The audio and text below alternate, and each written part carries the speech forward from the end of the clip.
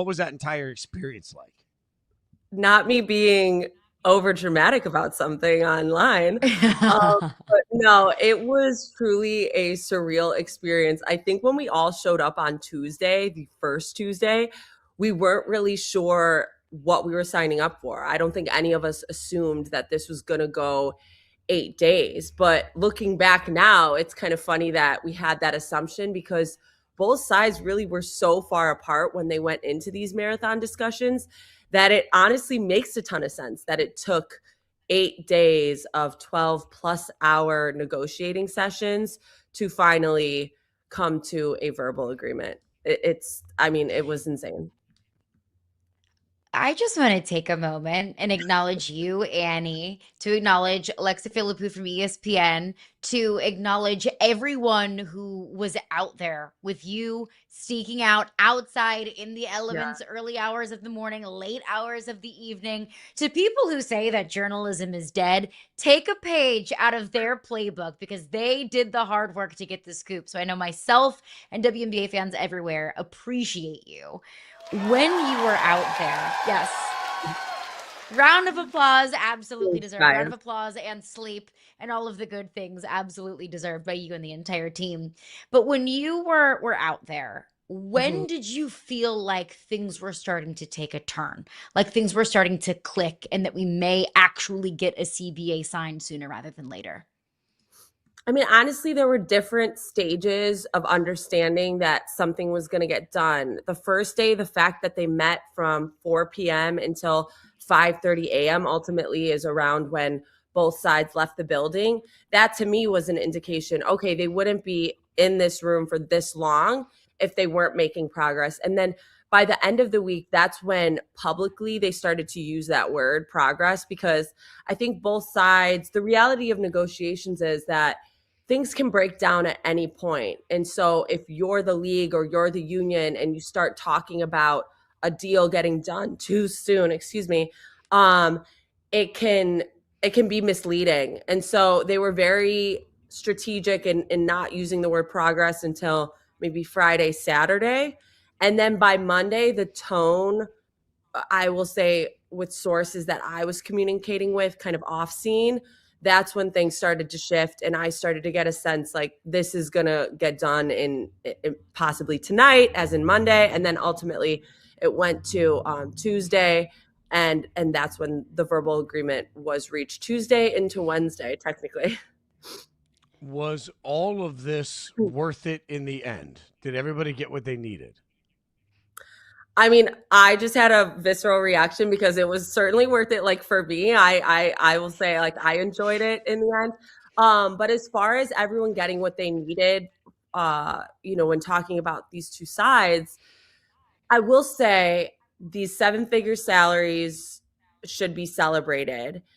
But ultimately, and I don't want to be too much of a cynic, I don't know that we'll be able to adequately answer that question for another couple months until we see how things shake out with teams, what these standards are that will be implemented across the league as far as these league-wide standards that franchise to franchise standards that we know are going to be implemented.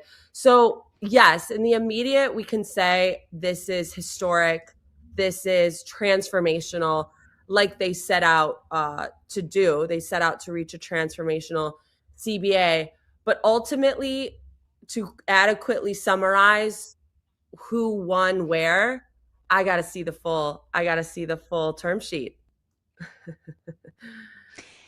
Let's also remember there's a lot that we still don't know. We're hearing Right. numbers reported, but not necessarily confirmed by the WNBA or the WNBPA. So take everything with a grain of salt. But we do know that what they were negotiating, the biggest part of it was revenue share.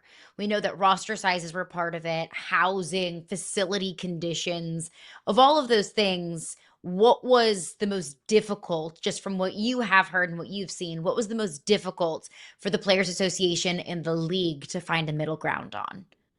I think it was the rev share and just the salary component structure, right? Or the salary structure, because salary model I think is a better way to summarize it, because where the players were and where they wanted to go, huge divide.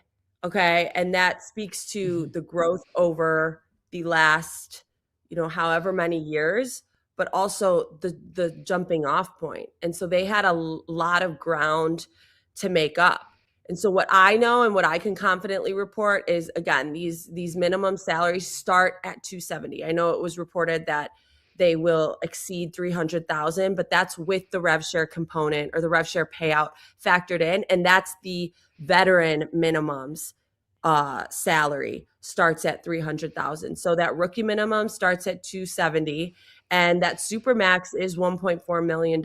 So I think how the salaries actually shake out in terms of the roster cap gymnastics that the GMs are going to have to do, that's what's going to be interesting, because again, the average salary based on a $7 million cap is one thing when you do it, just divide it by the 12 players that will be on the roster.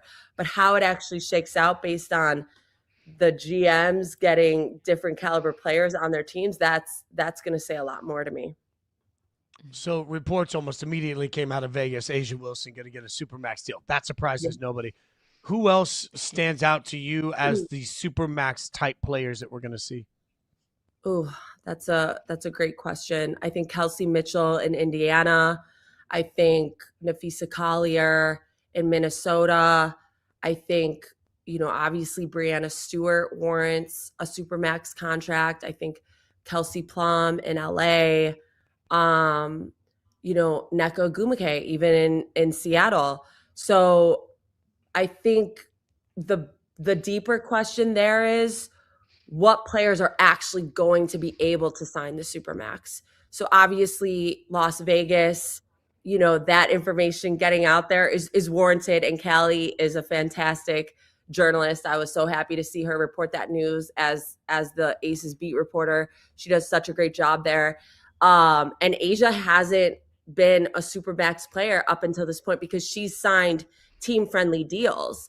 And I say this all the time, but everyone compares her to Michael Jordan. And it's so true in so many ways, because Jordan even spoke about, like, sometimes you take sacrifices financially to win, which ends up paying off in the long run. And we've seen A'ja do that, but now is the time in her career where she deserves that supermax salary. I mean, she has deserved it. But that being said, I think we are going to see players sign team-friendly deals, as they have done, in order to put together these championship caliber rosters. So who deserves it and who's actually going to sign it? Two very different kind of answers there, I think. And there's going to be a lot of teams with multiple players that probably feel like they deserve a supermax contract, or at least have the resume and the career acumen to deserve a supermax. So the way that organizations to kind of decide to divvy up that money in a brand shiny new salary cap will be fascinating to see. But we did hear Kathy Engelbert say they expect the season to start on May 8th, but we have a lot to do before then. We've got a collegiate draft. We have an expansion draft for 2 new expansion teams. Pretty much everyone is a free agent. Do you feel confident that everything can get done in this shortened timeline? Yeah, for sure. I mean, I think mentally behind the scenes, all the executives, whether it's coaches, GMs, they've all been preparing for this sprint into training camp. So yes, I think it's going to be tight, but they've been preparing to get it done in this fashion. So has the league.